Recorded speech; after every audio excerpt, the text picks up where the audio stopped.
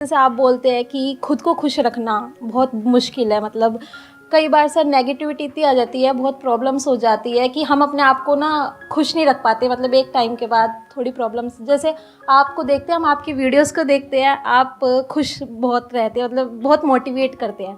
तो सर आपके इतना ऐसे कैसे, मतलब नहीं, मेरे को आप देखते ही कितना हो, मतलब हफ्ते में एक मैं सेशन करता हूँ 1-2 घंटे का, उसमें अगर मैं खुश होने की एक्टिंग भी करूँ तो आपको कैसे पता कि मैं एक्टिंग कर रहा हूँ या एक्चुअल में खुश हूँ? हाँ जी सर। तो अगर आपका ये सवाल है कि हमेशा खुश कैसे रहें, तो ये सवाल का जो जवाब है वो ये है कि आप हमेशा खुश नहीं रह सकते।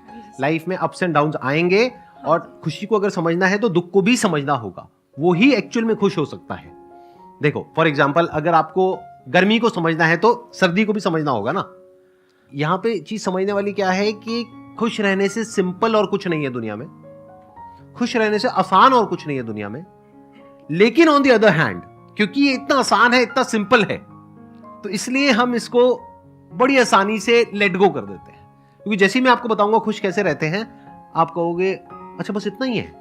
क्योंकि एक्चुअल में खुश रहना इतना आसान है, इतना सिंपल है कि वो हम कभी समझते ही नहीं है। तो जो सबसे आसान चीजें होती हैं, जो सबसे सिंपल चीजें होती हैं, उसकी हम कभी प्रैक्टिस नहीं करते हैं। हम कोई कॉम्प्लिकेटेड आंसर ढूंढते रहते हैं और ऐसा लगता है कि पता नहीं क्या हो जाएगा उससे, और इस चक्कर में हम भटक जाते हैं। जैसे फॉर एग्जाम्पल, अभी हम सब सांस ले रहे हैं, कितना इंपॉर्टेंट है हमारे लिए? बहुत इंपॉर्टेंट है। कभी इसके बारे में सोचते हो? कभी भी सोचते हो? नहीं सोचते।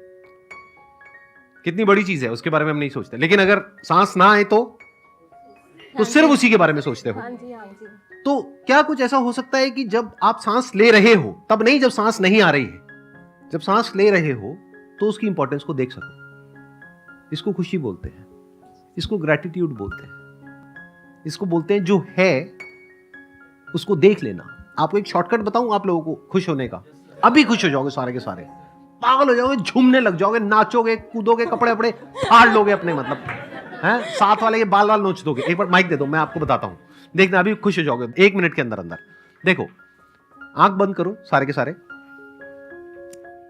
अब इमेजिन करो कि आपके पास में जो भी कुछ है जो आपको बहुत प्यारा है, हो सकता है आपके पेरेंट्स हो सकता है कुछ लोग हो, भाई बहन हो, कुछ फ्रेंड्स हो, कुछ चीजें हो, एक घर है, चाहे किराए का है चाहे अपना है,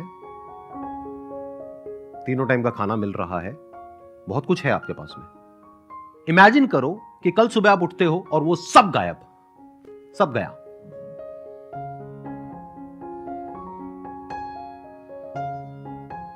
उसमें से एक भी चीज नहीं है आपके पास में, जो भी अभी है। कोई इंसान नहीं है, सब गए। अब आप रो रहे हो, चीख रहे हो, चिल्ला रहे हो, भगवान से मांग रहे हो कि हे भगवान, जो भी मुझसे छिन गया है वो मुझे वापस कर दे। और भगवान ने आपकी सुन ली और आपको सब कुछ वापस कर दिया। आंख खोल सकते हो? कैसा फील हो रहा है? अब लगा कि आपके पास में क्या है। तो जब वो चीज छिन जाती है तब हमें उसकी इंपॉर्टेंस पता लगती है। माँ है, बाप है, भाई है, बहन है, दोस्त है, एक घर है, एक कंफर्टेबल लाइफ है, पता नहीं क्या क्या है, बट इसकी कोई इंपॉर्टेंस ही नहीं है। अगर इसकी इंपॉर्टेंस आपको समझ आ जाए उस सबके रहते हुए ही, तो इसको खुशी बोलते हैं। उसके चले जाने के बाद आपको समझ आए तो इसको दुख बोलते हैं।